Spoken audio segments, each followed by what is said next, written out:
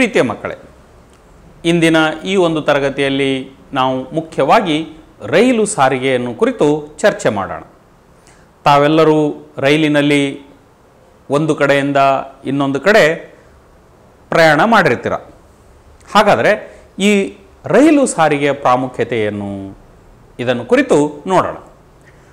ರೈಲು ಮಾರ್ಗಗಳು ಭಾರತದ ಮತ್ತೊಂದು ಪ್ರಮುಖ ಭೂ ಸಾರಿಗೆಯ ಮಾಧ್ಯಮವಾಗಿದೆ. ಅಲ್ಲದೆ ಭಾರವಾದ ಸರಕು ಮತ್ತು ಅಧಿಕ ಸಂಖ್ಯೆಯ ಪ್ರಯಾಣಿಕರನ್ನು ಒಂದು ಪ್ರದೇಶದಿಂದ ದೂರದ ಪ್ರದೇಶಕ್ಕೆ ಸಾಗಿಸಲು ಇವು ಹೆಚ್ಚು ಉಪಯುಕ್ತವಾಗಿವೆ. ಅಲ್ಲದೆ ಕೃಷಿ, ಕೈಗಾರಿಕೆ ಮತ್ತು ಭಾರತದ ಆರ್ಥಿಕತೆಯ ಅಭಿವೃದ್ಧಿಯಲ್ಲಿ ಮಹತ್ವದ ಪಾತ್ರ ವಹಿಸುತ್ತವೆ. ಹಾಗಾದರೆ ಮಕ್ಕಳೇ, ತಮಗೆ ಮನಸ್ಸಿನಲ್ಲಿ ಒಂದು ಪ್ರಶ್ನೆ ಉದ್ಭವಿಸುತ್ತದೆ, ಅದೇಗೆ ಇವು ಕೃಷಿಗೆ ಅನುಕೂಲಕರವಾಗಿವೆ?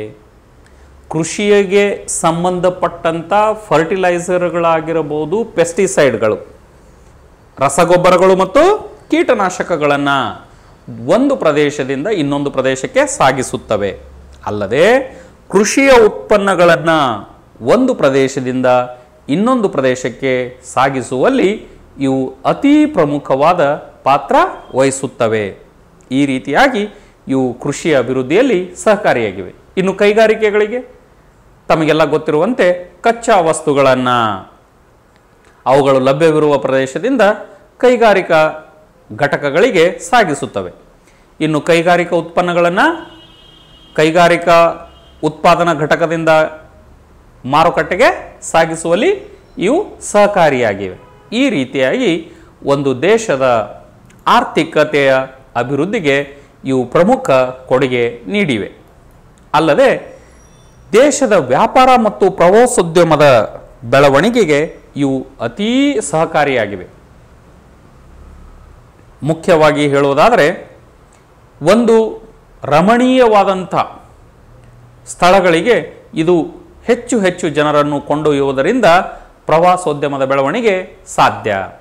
ಅಲ್ಲದೆ ರೈಲು ಸಾರಿಗೆ ಇತಿಹಾಸವನ್ನು ನಾವು ನೋಡುವುದಾದರೆ, ರೈಲು ಸಾರಿಗೆಯ ನಿರ್ಮಾಣ ಕಾರ್ಯ ಬ್ರಿಟಿಷರ ಕಾಲದಿಂದಲೇ ಆರಂಭವಾಯಿತು. ಅಂದು ಕ್ಷಾಮ ಪೀಡಿತ ಭಾಗಗಳಿಗೆ ಆಹಾರ ಧಾನ್ಯ ಮತ್ತು ಮೇವುಗಳನ್ನು, ಅಲ್ಲದೆ ಸೈನ್ಯವನ್ನು ಸ್ಥಳದಿಂದ ಸ್ಥಳಕ್ಕೆ ಒಯ್ಯುವ ಕಾರ್ಯ ಈ ರೈಲುಗಳು ಮಾಡುತ್ತಿದ್ದವು. ಇನ್ನು ರೈಲು ಸಾರಿಗೆಯ ಬೆಳವಣಿಗೆಯನ್ನು ಕುರಿತು ನೋಡುವುದಾದರೆ, ಮೊಟ್ಟ ಮೊದಲನೆಯದಾಗಿ ಭಾರತದಲ್ಲಿ ರೈಲು ಮಾರ್ಗವು 1853ರಲ್ಲಿ ಬಾಂಬೆ ಇಂದ ಥಾಣೆವರೆಗೂ ನಿರ್ಮಾಣಗೊಂಡಿತು. ಮುಂದಿನ ವರ್ಷ ಅಂದರೆ 1854ರಲ್ಲಿ ಕೋಲ್ಕತ್ತಾದಿಂದ ರಾಣಿಗಂಜ್ವರೆಗೂ ಹೊಸ ರೈಲಿನ ಮಾರ್ಗವನ್ನು ನಿರ್ಮಿಸಲಾಯಿತು. ಅನಂತರ 1864ರಲ್ಲಿ ಮದ್ರಾಸ್ ಇಂದಿನ ಚೆನ್ನೈ ಇಂದ ಅರ್ಕೋನಾಮ್ ವರೆಗೂ ಹೊಸ ರೈಲ್ವೆ ಮಾರ್ಗವನ್ನು ನಿರ್ಮಿಸಲಾಯಿತು. ಕ್ರಮೇಣ ದೇಶದ ಇತರೆ ಭಾಗಗಳಲ್ಲಿಯೂ ಈ ರೈಲ್ವೆ ಮಾರ್ಗಗಳು ನಿರ್ಮಾಣಗೊಂಡು ಇಂದು ಹೆಚ್ಚು ಕಡಿಮೆ ಭಾರತದ ಉದ್ದಗಲಕ್ಕೂ ಸಹ ಈ ರೈಲ್ವೆ ಮಾರ್ಗಗಳನ್ನು ನಾವು ಕಾಣುತ್ತೇವೆ. ರೈಲು ಸಾರಿಗೆ ಭಾರತದ ಅತಿದೊಡ್ಡ ಸಾರ್ವಜನಿಕ ಉದ್ಯಮವಾಗಿದೆ. ಎಂದರೆ ಹೆಚ್ಚಿನ ಕಾರ್ಮಿಕರು ಈ ಒಂದು ಉದ್ಯಮದಲ್ಲಿ ಕಾರ್ಯನಿರ್ವಹಿಸುತ್ತಿದ್ದಾರೆ. ಅಲ್ಲದೆ 64,015 ಕಿಲೋಮೀಟರ್ ಉದ್ದದ ರೈಲು ಮಾರ್ಗ ಇಂದು ನಮ್ಮ ದೇಶದಲ್ಲಿ ಇದೆ. ಅಲ್ಲದೆ 7,031 ರೈಲ್ವೆ ನಿಲ್ದಾಣಗಳಿವೆ. ಸಮರ್ಥನೀಯ ಆಡಳಿತ ವ್ಯವಸ್ಥೆಗಾಗಿ ಭಾರತೀಯ ರೈಲ್ವೆಯನ್ನು 16 ವಲಯಗಳನ್ನಾಗಿ ವಿಂಗಡಿಸಲಾಗಿದೆ. ಸುರಕ್ಷಿತ ಮತ್ತು ಸುಖಕರವಾದ ರೈಲು ಪ್ರಯಾಣಕ್ಕಾಗಿ ಹಲವಾರು ಕ್ರಮಗಳನ್ನು ಕೈಗೊಳ್ಳಲಾಗಿದೆ. ಹಾಗಾದರೆ ಪ್ರೀತಿಯ ಮಕ್ಕಳೇ, ತಾವೆಲ್ಲರೂ ರೈಲಿನಲ್ಲಿ ಒಂದಲ್ಲ ಒಂದು ಬಾರಿ ಪ್ರಯಾಣ ಮಾಡಿರುತ್ತೀರ.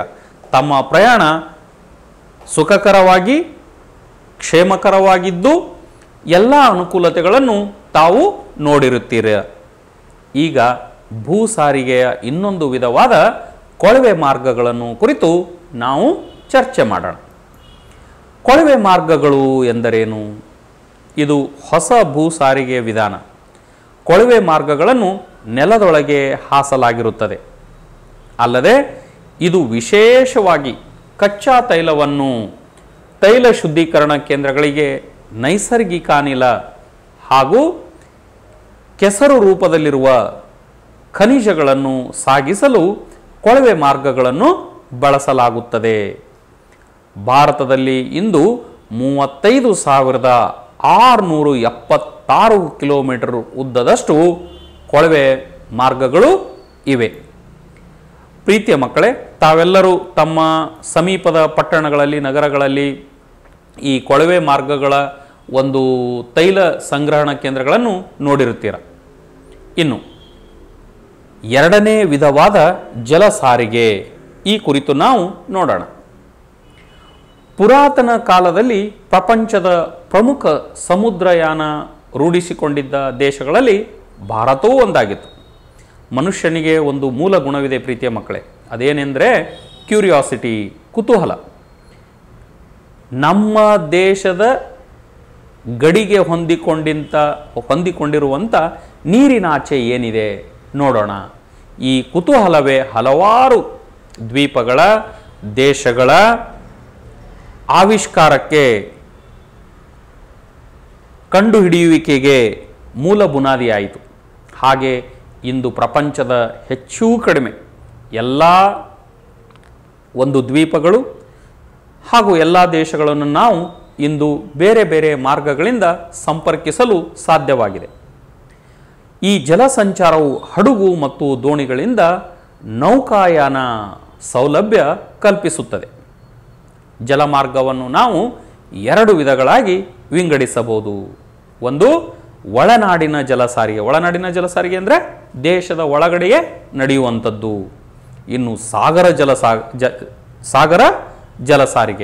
ಸಾಗರ ಜಲಸಾರಿಗೆ ಅಂದರೆ ಒಂದು ದೇಶದಿಂದ ಇನ್ನೊಂದು ದೇಶಕ್ಕೆ ಸಾರಿಗೆ ಸಂಪರ್ಕವನ್ನು ಕಲ್ಪಿಸುವಂತಹದ್ದು. ಒಳನಾಡಿನ ಜಲಸಾರಿಗೆಯನ್ನು ಕುರಿತು ನಾವು ನೋಡುವುದಾದರೆ, ಒಳನಾಡಿನ ಜಲ ಸಂಚಾರವು ನದಿ, ಸರೋವರ, ಹಿನ್ನೀರು, ಕಾಲುವೆಗಳ ಮೂಲಕ ಸಾಗುತ್ತದೆ. ಹಿಂದಿನ ಕಾಲದಲ್ಲಿ ಒಳನಾಡಿನ ಜಲ ಸಾರಿಗೆಯು ಭಾರತದ ಸಾರಿಗೆ ಮಾಧ್ಯಮದಲ್ಲಿ ಅತಿ ಪ್ರಮುಖವಾದ ಪಾತ್ರ ಹೊಂದಿತ್ತು. ಹಿಂದಿನ ಕಾಲದಲ್ಲಿ ರಾಜ ಮಹಾರಾಜಗಳಿರಬೇಕಾದ್ರೆ ಒಳನಾಡಿನ ಜಲ ಸಾರಿಗೆ ಒಂದು ರಾಜ್ಯದಿಂದ ಇನ್ನೊಂದು ರಾಜ್ಯಕ್ಕೆ ವ್ಯಾಪಾರ ವಹಿವಾಟಿನಲ್ಲಿ ಅತಿ ಪ್ರಮುಖವಾದ ಪಾತ್ರ ವಹಿಸುತ್ತಿತ್ತು. ಇಂದು ರಸ್ತೆ ಮತ್ತು ರೈಲು ಸಾರಿಗೆಗಳ ಪ್ರಗತಿಯಿಂದಾಗಿ ಸ್ವಲ್ಪ ಮಟ್ಟಿಗೆ ಜಲ ಸಾರಿಗೆಯ ಮಹತ್ವ ಕಡಿಮೆಯಾಗಿದೆ. ಭಾರತದಲ್ಲಿ ಒಳನಾಡಿನ ಜಲ ಸಾರಿಗೆಯು ಮುಖ್ಯವಾಗಿ ಸರಕು ಮತ್ತು ಪ್ರಯಾಣಿಕರ ಸಾಗಾಣಿಕೆಗೆ ಸಂಬಂಧಿಸಿದ್ದಾಗಿದೆ. ಅದು ಹೆಚ್ಚಾಗಿ ಉತ್ತರ ಭಾರತದ ಗಂಗಾ, ಬ್ರಹ್ಮಪುತ್ರ ಮತ್ತು ಅವುಗಳ ಉಪನದಿಗಳ ಮೂಲಕ ಸಾಗುವುದನ್ನು ನಾವು ಕಾಣುತ್ತೇವೆ. ಒಳನಾಡಿನ ಜಲ ಸಾರಿಗೆಯು ದಕ್ಷಿಣ ಭಾರತದ ನದಿಗಳ ಮುಖಜ ಭಾಗಕ್ಕೂ ಇಂದು ವಿಸ್ತಾರಗೊಂಡು ಇಲ್ಲಿಯೂ ಸಹ ಅದು ತನ್ನ ಸೀಮಿತತೆಯನ್ನು ಹೊಂದಿಕೊಂಡಿದೆ. ಅಲ್ಲದೆ ಇನ್ನು ಸಾಗರ ಜಲ ಸಾರಿಗೆಯನ್ನು ಕುರಿತು ನಾವು ನೋಡುವುದಾದರೆ, ಸಮುದ್ರ ಮತ್ತು ಸಾಗರಗಳ ಮೂಲಕ ಏರ್ಪಡುವ ನೌಕಾಯಾನವೇ ಈ ಜಲ ಸಾರಿಗೆಯ ಸಾಗರ ಸಾರಿಗೆ. ಭಾರತದ ಉದ್ದವಾದ ಸಮುದ್ರ ತೀರ ತಾವೆಲ್ಲ ನೋಡಿದಿರ ಪ್ರೀತಿಯ ಮಕ್ಕಳೇ. 7,200 ಕಿಲೋಮೀಟರ್ ಹತ್ತತ್ರ ನಮ್ಮದು ಈ ತೀರ ಪ್ರದೇಶ ಇದೆ. ಈ ತೀರ ಪ್ರದೇಶದ ಉದ್ದಗಲಕ್ಕೂ ನಾವು ಹಲವಾರು ನೈಸರ್ಗಿಕ ಮತ್ತು ಕೃತಕ ಬಂದರುಗಳನ್ನು ಕಾಣುತ್ತೇವೆ. ಈ ನೈಸರ್ಗಿಕ ಮತ್ತು ಕೃತಕ ಬಂದರುಗಳ ಮೂಲಕ ವಿದೇಶಿ ವ್ಯಾಪಾರ ವಹಿವಾಟು ನಾವು ಸಾಗರ ಜಲ ಸಾರಿಗೆ ಮೂಲಕ ಮಾಡುತ್ತೇವೆ. ದೇಶದ ವ್ಯಾಪಾರದಲ್ಲಿ 85% ವ್ಯಾಪಾರವು ಸಾಗರ ಮಾರ್ಗದ ಮೂಲಕ ಸಾಗುತ್ತದೆ. ಈ ಎಲ್ಲ ಅಂಶಗಳ ನೋಡುವುದಾದರೆ ದೇಶದ ಆರ್ಥಿಕ ಅಭಿವೃದ್ಧಿಗೆ ಜಲ ಸಾರಿಗೆಯು ಅತಿ ಪೂರಕವಾದದ್ದು. ಇನ್ನು ಜಲ ಸಾರಿಗೆಯ ಅತಿ ಮುಖ್ಯವಾದಂಥ ಒಂದು ಅಂಗಗಳು ಎಂದರೆ ಬಂದರುಗಳು. ಸರಕು ತುಂಬಲು ಮತ್ತು ಸರಕುಗಳನ್ನು ಇಳಿಸುವುದಕ್ಕಾಗಿ ಹಡಗು ತಂಗುವ ಸ್ಥಳಗಳಿಗೆ ನಾವು ಬಂದರು ಎಂದು ಕರೆಯುತ್ತೇವೆ. ಇವು ಭೂಮಾರ್ಗ ಮತ್ತು ಸಮುದ್ರ ಮಾರ್ಗಗಳ ಸಂಧಿಸುವ ಸ್ಥಳ. ಅಲ್ಲದೆ ಭಾರತದಲ್ಲಿ ಹಲವು ಬಂದರುಗಳಿವೆ. ಅವುಗಳನ್ನು ನಾವು ಪ್ರಮುಖ ಬಂದರುಗಳು, ಮಧ್ಯಮ ಬಂದರುಗಳು ಮತ್ತು ಸಣ್ಣ ಪ್ರಮಾಣದ ಬಂದರುಗಳೆಂದು ವಿಂಗಡಿಸಲಾಗಿದೆ. ಪ್ರಮುಖ ಬಂದರುಗಳು ದೊಡ್ಡ ಹಡಗುಗಳು ತಂಗುವ ಲಂಗರು ಸ್ಥಳ, ಕಟ್ಟೆ ಹಾಗೂ ಸರಕುಗಳನ್ನು ತುಂಬುವ ಮತ್ತು ಇಳಿಸುವ ಅಗತ್ಯ ಆಧುನಿಕ ಸೌಲಭ್ಯಗಳನ್ನು ಈ ದೊಡ್ಡ ಅಥವಾ ಪ್ರಮುಖ ಬಂದರುಗಳು ಹೊಂದಿರುತ್ತವೆ. ಭಾರತದಲ್ಲಿ 14 ಪ್ರಮುಖ ಬಂದರುಗಳಿವೆ. ಅವುಗಳಲ್ಲಿ 6 ಪಶ್ಚಿಮ ತೀರದಲ್ಲಿ ಮತ್ತು ಉಳಿದ 7 ಪೂರ್ವ ತೀರದಲ್ಲಿ ನೆಲೆಸಿವೆ. ಮತ್ತೊಂದು ಪ್ರಮುಖ ಬಂದರು ಎಂದರೆ ನಮ್ಮ ಭಾರತದ ಬೇ ಆಫ್ ಬೆಂಗಾಲ್, ಬಂಗಾಲ ಕೊಲ್ಲಿಯಲ್ಲಿರುವಂಥ ಅಂಡಮಾನ್ ಮತ್ತು ನಿಕೋಬಾರ್ ದ್ವೀಪಗಳಲ್ಲಿವೆ. ಇನ್ನು ಪಶ್ಚಿಮ ತೀರದ ಬಂದರುಗಳನ್ನು ನಾವು ನೋಡೋಣ. ಕಾಂಡ್ಲಾ, ಇದು ಗುಜರಾತಿನ ಕಚ್ ಖಾರಿಯ ಶಿರೋಭಾಗದಲ್ಲಿದೆ. ಮೇಲ್ಗಡೆ ತಾವು ಚಿತ್ರದಲ್ಲಿ ನೋಡ್ತಾ ಇದ್ದೀರಾ, ಕಾಂಡ್ಲಾ ಮೇಲ್ಗಡೆ ಇರುವಂಥದ್ದು. ಎರಡನೆಯದಾಗಿ ಮುಂಬೈ ಎರಡನೆಯದು. ಇದು ದೊಡ್ಡ ಪ್ರಮಾಣದ ವಿಶಾಲ ಸ್ಥಳಾವಕಾಶವುಳ್ಳ ಹಡಗು ತಂಗುವ ಉತ್ತಮ ಸ್ಥಳವುಳ್ಳ ಬಂದರು. ಇದನ್ನು ಭಾರತದ ಹೆಬ್ಬಾಗಿಲು ಎಂದು ಕರೆಯುತ್ತಾರೆ. ಮಕ್ಕಳೇ, ಪದೇ ಪದೇ ಈ ಪ್ರಶ್ನೆಯನ್ನು ನಕ್ಷೆಯ ಮಾರ್ಕಿಂಗಲ್ಲಾಗಲಿ ಅಥವಾ ಭಾರತದ ಹೆಬ್ಬಾಗಿಲು ಎಂದು ಯಾವ ಪ್ರದೇಶವನ್ನು ಕರೆಯಲಾಗಿದೆ ಎಂದು ಕೇಳಲಾಗಿದೆ. ಅಲ್ಲದೆ ಮೂರನೆಯದಾಗಿ ತಾವು ಚಿತ್ರದಲ್ಲಿ ಗಮನಿಸ್ತಾ ಇದ್ದೀರಾ, ಜವಾಹರ್ಲಾಲ್ ಬಂದರು. ಈ ಹಿಂದೆ ಇದನ್ನು ನೌಶೇವಾ ಬಂದರು ಎಂದು ಕರೆಯಲಾಗಿತ್ತು. ಇದು ಮುಂಬೈ ನಗರದಿಂದ 10 ಕಿಲೋಮೀಟರ್ ದೂರದಲ್ಲಿರುವ ಎಲಿಫೆಂಟಾ ಗುಹೆಗಳಿಗೆ ಸಮೀಪದಲ್ಲಿದೆ. ಮುಂಬೈ ಬಂದರಿನ ಒತ್ತಡವನ್ನು ಕುಗ್ಗಿಸಲು ಈ ಬಂದರು ನಿರ್ಮಾಣ ಮಾಡಲಾಗಿದೆ. ಇನ್ನು ಪಶ್ಚಿಮ ತೀರದ ಪ್ರಮುಖ ಬಂದರುಗಳಲ್ಲಿ ನಾವು ನೋಡುವುದಾದರೆ ಮರ್ಮಗೋವಾ, ಇದು ಗೋವಾ ರಾಜ್ಯದ ಜುವಾರಿ ನದಿಯ ಅಳಿವೆಯ ಅಂಚಿನಲ್ಲಿದೆ. ಇನ್ನು ಐದನೇದಾಗಿ ನವಮಂಗಳೂರು, ಇದು ಕರ್ನಾಟಕದ ಹೆಬ್ಬಾಗಿಲು ಎಂದು ಕರೆಯಿಸಿಕೊಳ್ಳುತ್ತದೆ.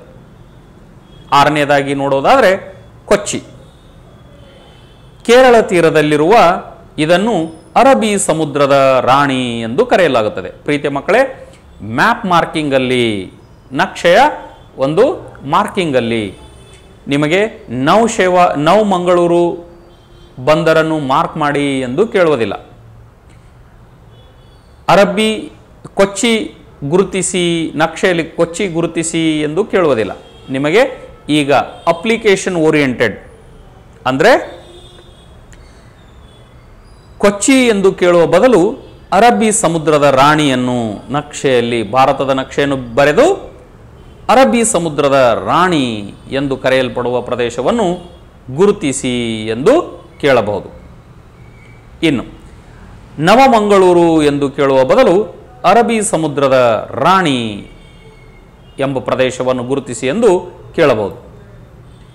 ಇನ್ನು ಪೂರ್ವ ತೀರದ ಬಂದರುಗಳನ್ನು ನಾವು ನೋಡುವುದಾದರೆ ತಮಿಳುನಾಡಿನ ಕರಾವಳಿಯ ಆಗ್ನೇಯ ಭಾಗದಲ್ಲಿರುವ ತೂತುಕುಡಿ, ನಂತರ ಚೆನ್ನೈ, ಇದು ತಮಿಳುನಾಡಿನಲ್ಲಿರುವ ಅತೀ ಹಳೆಯ ಬಂದರು. ಇದೊಂದು ಕೃತಕ ರೇವು ಉಳ್ಳದ್ದು. ಇನ್ನು ಮೂರನೆಯದಾಗಿ ಎನ್ನೋರ್, ಚೆನ್ನೈ ಬಂದರಿನ ಒತ್ತಡವನ್ನು ಕಡಿಮೆ ಮಾಡುವ ಉದ್ದೇಶದಿಂದ ಈ ಒಂದು ಬಂದರನ್ನು ನಿರ್ಮಿಸಲಾಗಿದೆ. ಇದು ಚೆನ್ನೈ ಬಂದರಿನ ಉತ್ತರ ಭಾಗದಲ್ಲಿ ಇದೆ. ವಿಶಾಖಪಟ್ಟಣಂ ಮೇಲ್ಗಡೆ ನೋಡ್ತಾ ಇದ್ದೀರಾ ಪ್ರೀತಿಯ ಮಕ್ಕಳೇ. ಇದೊಂದು ಭೂಭಾಗದಿಂದ ಸುತ್ತುವರೆದ ಆಳವಾದ ಮತ್ತು ಸುರಕ್ಷಿತ ಬಂದರು. ಇದು ಆಂಧ್ರ ಪ್ರದೇಶದ ಕರಾವಳಿಯಲ್ಲಿದೆ. ಪ್ರೀತಿಯ ಮಕ್ಕಳೇ, ಇಲ್ಲಿ ಅಪ್ಲಿಕೇಶನ್ ಬೇಸ್ಡ್ ಕ್ವಶನ್ ಅಂದರೆ ಅನ್ವಯಿಕ ಪ್ರಶ್ನೆಗಳು ನಿಮಗೆ ಕೇಳಬಹುದು. ಭೂಭಾಗದಿಂದ ಸುತ್ತುವರೆದ ಆಳವಾದ ಮತ್ತು ಸುರಕ್ಷಿತವಾದ ಬಂದರು ಯಾವುದು ಎಂದು ಬಹು ಆಯ್ಕೆ ನಿರೀಕ್ಷೆ ಪ್ರಶ್ನೆಗಳಲ್ಲಿ ಇದನ್ನು ಕೇಳಬಹುದು. ಪ್ರೀತಿಯ ಮಕ್ಕಳೇ, ಪಾರಾದೀಪ್ ಒಡಿಶಾದ ಮಹಾನದಿಯ ಮುಖಭಾಗದಲ್ಲಿರುವ ಬಂದರು ಇದು. ಇನ್ನು ಹಾಲ್ದಿಯಾ, ಇದು ಹೂಗ್ಲಿ ಮತ್ತು ಹಾಲ್ದಿ ನದಿಗಳ ಸಂಗಮ ಸ್ಥಳದಲ್ಲಿ ನೆಲೆಸಿದೆ. ಕೋಲ್ಕತ್ತಾ ಬಂದರಿಗೆ ಪ್ರವೇಶಿಸಲಾಗದ ದೊಡ್ಡ ಪ್ರಮಾಣದ ಹಡಗುಗಳನ್ನು ಈ ಬಂದರಿಗೆ ವರ್ಗಾಯಿಸಲಾಗುವುದು. ಇಲ್ಲಿ ಅವು ಸುಲಭವಾಗಿ ಪ್ರವೇಶಿಸುವವು. ಕೋಲ್ಕತ್ತಾ ಹೂಗ್ಲಿ ನದಿಯ ಎಡದಂಡೆಯಲ್ಲಿದ್ದು ಭಾರತದ ನದಿ ದಂಡೆಯ ಬಂದರಾಗಿದೆ. ಭಾರತದ ಎರಡನೇ ದೊಡ್ಡ ಬಂದರು, ಸಮುದ್ರಯಾನದಲ್ಲಿ ನಡೆಯುವ ವ್ಯಾಪಾರ ಕಾರ್ಯನಿರ್ವಹಿಸುವ ಆಗ್ನೇಯ ಏಷ್ಯಾದ ದೊಡ್ಡ ಬಂದರು. ಹೂಗ್ಲಿ ನದಿಯಿಂದ ಆಗಾಗ್ಗೆ ಹೂಳು ತುಂಬಿಕೊಳ್ಳುವುದರಿಂದ ಹಡಗು ಸಂಚಾರಕ್ಕೆ ತೊಂದರೆಯಾಗುವುದು. ಹಾಗಾಗಿ ಇಲ್ಲಿ ಹೂಳು ತೆಗೆಯುವ ಕಾರ್ಯ ಅತಿ ಅವಶ್ಯಕ. ಇನ್ನು ಪೋರ್ಟ್ ಬ್ಲೇರ್, ಇದು ಭಾರತದ ಕೇಂದ್ರಾಡಳಿತ ಪ್ರದೇಶಗಳಲ್ಲಿ ಒಂದಾದ ಅಂಡಮಾನ್ ಮತ್ತು ನಿಕೋಬಾರ್ ದ್ವೀಪದಲ್ಲಿದೆ. ಪ್ರೀತಿಯ ಮಕ್ಕಳೇ, ಇಂದಿನ ಈ ಒಂದು ತರಗತಿಯಲ್ಲಿ ತಾವು ಪ್ರಮುಖವಾದ ಬಂದರು ಪ್ರದೇಶಗಳನ್ನು ಚರ್ಚೆ ಮಾಡಿದಿರಿ. ಇನ್ನು ವಾಯು ಸಾರಿಗೆ, ವಾಯು ಸಾರಿಗೆಯನ್ನು ಕುರಿತು ನೋಡುವುದಾದರೆ ಇದು ಅತ್ಯಂತ ವೇಗಯುತ ಸಾರಿಗೆ ಮಾಧ್ಯಮ. ಪ್ರಯಾಣಿಕರು ಮತ್ತು ಟಪಾಲು ಸಾಗಿಸಲು ಬಹಳ ಸಮರ್ಪಕವಾದ ಸಾರಿಗೆ ಸೌಲಭ್ಯ ಸಮರ, ಪ್ರವಾಹ, ಭೂಕಂಪಗಳಂಥ ತುರ್ತು ಪರಿಸ್ಥಿತಿಗೆ ಇದು ಬಹು ಉಪಯುಕ್ತವಾದಂಥ ಒಂದು ಸಂಪರ್ಕದ ಸಾಧನವಾಗಿದೆ. ಅಲ್ಲದೆ ಮುಖ್ಯವಾಗಿ ಭಾರತವು ವಿಶಾಲವಾದ ದೇಶವಾಗಿರುವುದರಿಂದ ವಾಯು ಸಾರಿಗೆ ಅಭಿವೃದ್ಧಿಗೆ ಅಗತ್ಯವಾದ ಎಲ್ಲ ಪೂರಕ ಅಂಶಗಳನ್ನು ಇದು ಹೊಂದಿದೆ. ಅಲ್ಲದೆ ವಾಯು ಸಾರಿಗೆಯನ್ನು ನಾವು ಭಾರತದಲ್ಲಿ ಮುಖ್ಯವಾಗಿ ಎರಡು ಪ್ರಮುಖ ವಾಯು ಸಂಚಾರ ಸಂಸ್ಥೆಗಳಿವೆ. ಅವುಗಳೆಂದರೆ ಏರ್ ಇಂಡಿಯಾ ನ್ಯಾಷನಲ್, ಇದು ಭಾರತ ಮತ್ತು ಪ್ರಪಂಚದ ಅನೇಕ ದೇಶಗಳೊಂದಿಗೆ ವಾಯು ಸಂಚಾರ ಸೌಲಭ್ಯ ಕಲ್ಪಿಸುತ್ತದೆ. ಇನ್ನು ಎರಡನೆಯದಾಗಿ ಇಂಡಿಯನ್ ಏರ್ಲೈನ್ಸ್, ಇದು ದೇಶದೊಳಗೆ ವಾಯು ಸಂಚಾರ ಕಲ್ಪಿಸುವುದರ ಜೊತೆಗೆ ನೆರೆಹೊರೆ ದೇಶಗಳಿಗೂ ಸಹ ಸಂಪರ್ಕವನ್ನು ಕಲ್ಪಿಸುತ್ತದೆ. ಇತ್ತೀಚಿನವರೆಗೂ ಭಾರತದ ವಾಯು ಸಾರಿಗೆ ಸಾರ್ವಜನಿಕ ವಲಯಕ್ಕೆ ಸೇರಿತ್ತು. ಆದರೆ ಈಗ ಇದು ನಿಯಮಿತ ಪರವಾನಗಿ ಪಡೆದು ಖಾಸಗಿ ಸಂಸ್ಥೆಗಳು ಸಹ ವಾಯು ಸಂಚಾರ ಸೇವೆ ನೀಡುತ್ತಿವೆ. ಮುಖ್ಯವಾಗಿ ಜೆಟ್ ಏರ್ವೇಸ್, ಸಹರಾ, ಪ್ಯಾರಾಮೌಂಟ್, ಈ ಎಲ್ಲ ವಾಯುಯಾನ ಸಂಸ್ಥೆಗಳು ಇತ್ತೀಚೆಗೆ ಭಾರತದಲ್ಲಿ ತಮ್ಮ ಕಾರ್ಯಾರಂಭಗೊಳಿಸಿವೆ.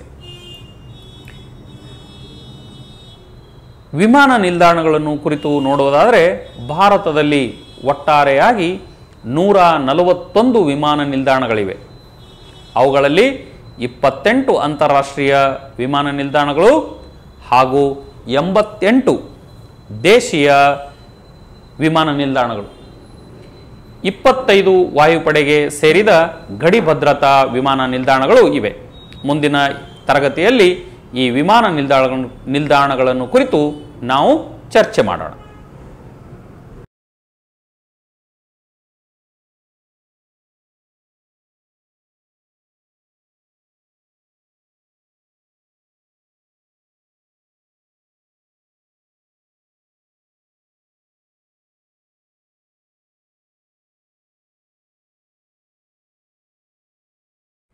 ಪ್ರೀತಿಯ ಮಕ್ಕಳೇ, ಇಂದಿನ ಈ ಒಂದು ತರಗತಿಯಲ್ಲಿ ವಿಮಾನ ನಿಲ್ದಾಣಗಳನ್ನು ಕುರಿತು ನಾವು ನೋಡೋಣ.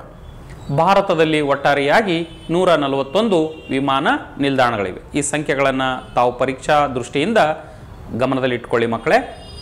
ಅದರಲ್ಲಿ 28 ಅಂತಾರಾಷ್ಟ್ರೀಯ ವಿಮಾನ ನಿಲ್ದಾಣಗಳು. ಇದು ನಕ್ಷೆಯ ಗುರುತಿಸುವಿಕೆಯಲ್ಲಿ ಅತಿ ಮುಖ್ಯವಾದಂಥ ಅಂಶ. ಭಾರತದ ನಕ್ಷೆ ಬಿಡಿಸಿ ಈ ಕೆಳಗಿನ ಪ್ರದೇಶಗಳನ್ನು, ಈ ಕೆಳಗಿನ ಪಟ್ಟಣಗಳನ್ನು ಗುರುತಿಸಿ ಎಂಬ ಪ್ರಶ್ನೆಯಲ್ಲಿ ಇದು ಪದೇ ಪದೇ ಕೇಳಲಾದಂಥ ಪ್ರಶ್ನೆ. 88 ದೇಶೀಯ ಮತ್ತು 25 ವಾಯುಪಡೆಗೆ ಸೇರಿದ ಗಡಿ ಭದ್ರತಾ ವಿಮಾನ ನಿಲ್ದಾಣಗಳು ನಮ್ಮ ದೇಶದಲ್ಲಿ ಇವೆ ಮಕ್ಕಳೇ. ಹಾಗಾದರೆ ಈ 28 ಅಂತಾರಾಷ್ಟ್ರೀಯ ಮುಖ್ಯವಾದ ವಿಮಾನ ನಿಲ್ದಾಣಗಳನ್ನು ನಾವು ಈಗ ನೋಡೋಣ. ಈ ಹೆಸರುಗಳು ತಾವು ಪರೀಕ್ಷಾ ದೃಷ್ಟಿಯಿಂದ